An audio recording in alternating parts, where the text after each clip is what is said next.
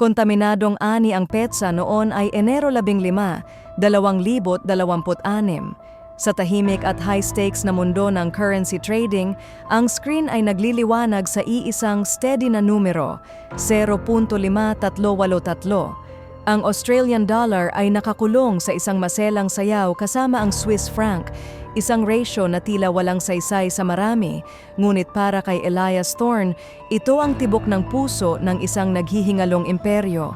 Nakaupo si Elias sa isang opisina na may mga pader na salamin, tanaw ang maulang daungan ng Sydney. Hindi siya tumitingin sa mga barko. Nakatitig siya sa listahan ng 45 pangalan, ang Sacrificial 45, gaya ng tawag niya sa kanila. Nitong umaga, sumabog ang balita na parang lagnat. Isang pambansang recall ang ipinatupad para sa Nature's Vitality Super Greens, isang premium na diet supplement powder na ibinebenta bilang rurok ng kalusugan. Ang mga opisyal na ulat ay klinikal ngunit malagim. 45 katao sa 21 estado ang tinamaan ng isang mapanganib na uri ng salmonella. 12 sa kanila ang nasa ICU. Ang opisyal na kwento ay hindi sinasadyang kontaminasyon sa isang planta. Ngunit alam ni Elias na ang katotohanan ay nakatago sa AUD/CHF exchange rate. Ang parent company ng supplement, isang dambuhalang kumpanya na kilala lamang bilang Viridian Holdings, ay kumuha ng malalaking short positions laban sa Australian dollar 3 buwan na ang nakalilipas na nakabase ng malaki sa Swiss francs. Binuksan ni Elias ang mga internal ledger na inabot siya ng ilang linggo para ma-decrypt. Hindi lang basta nagbebenta ng kalusugan ng Viridian, naglalabas sila ng pera mula sa isang nabigong minahan ng lithium sa Outback. Upang matakpan ang kanilang utang, kailangan nila ng isang market shock, isang bagay na magbibigay katwiran sa malakihang paglipat ng assets patungo sa mga safe haven na currency gaya ng franc. Kapag ang AUD/CHF ay tumama sa 0.5380, bulong ni Elias sa bakanteng silid, itutuloy na nila ang pag-sell off. Ang Super Greens ay hindi lamang isang produkto, ito ay isang timer. Sa pamamagitan ng pagkuha ng mura at hindi nasuring organic moringa mula sa isang high-risk na rehiyon at paglaktaw sa karaniwang 5-day microbial hold, siniguro ng Viridian ang isang localized na outbreak. Ang layunin ay hindi pumatay, kundi lumikha ng isang PR catastrophe na sapat na malaki upang pabagsakin ang sarili nilang stock sa bansa, na magpapahintulot sa board na i-liquidate ang kanilang Australian holdings at tumakas patungo sa seguridad ng mga Swiss account. Tiningnan ni Elias ang pang-45 pangalan sa kanyang listahan, isang 19 na taong gulang na atleta mula sa Perth. Ang bata ay nakadepende na lamang sa ventilator. Tumunog ang telepono sa kanyang mesa, isang text mula sa hindi kilalang numero.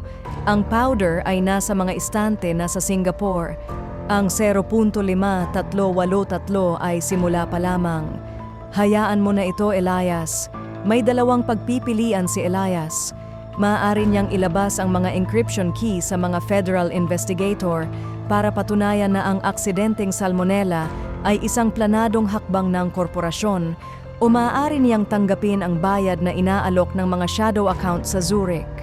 Muli siyang tumingin sa trading terminal, 0.5382. Ang Aussie dollar ay bumabagsak na. Ang franc ay tumataas.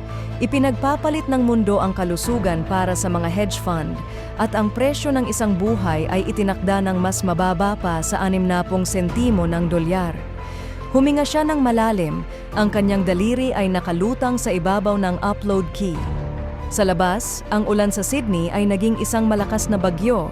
Nilulunod ang tunog ng mga sirena na mabilis na patungo sa punong himpilan ng Viridian. Pumindot ang daliri ni Elias sa upload. Sa isang iglap, libu-libong naka-encrypt na dokumento ang dumaloy sa server ng Federal Police at ng mga pangunahing news outlet sa Sydney.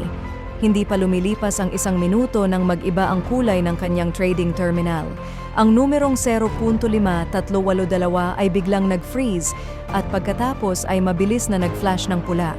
Ang balita tungkol sa sabwatan ng Viridian Holdings ay kumalat na parang wildfire.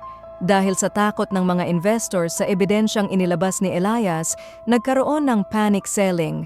Ang AUD/CHF ay hindi tumigil sa 0.5380. Bumagsak ito ng lampas pa sa inaasahan ng Viridian. Ang kanilang plano na tumakas gamit ang Swiss franc ay nag-backfire. Ang kanilang mga asset ay na-freeze ng mga awtoridad bago pa man makarating ang mga ito sa Zurich. Habang naririnig ni Elias ang yabag ng mga sapatos sa labas ng kanyang opisina, isang huling mensahe ang lumitaw sa kanyang screen. Tapos na ang laro, Elias, pero hindi lang Viridian ang nakataya rito. Bumukas ng malakas ang pinto. Hindi mga pulis ang pumasok, kundi mga lalaking nakasuit na walang anumang badge. Alam ni Elias na bagamat nailigtas niya ang libu-libo pang posibleng mabiktima ng super greens, ang pagbangga sa mga higante ng currency market ay may kapalit. Tumayo siya, inayos ang kanyang kurbata at tumingin sa huling pagkakataon sa rate na 0.5375. Ang Aussie dollar ay bagsak, pero sa unang pagkakataon sa loob ng maraming buwan, nakahinga si Elias ng maluwag. Salamat sa panonood.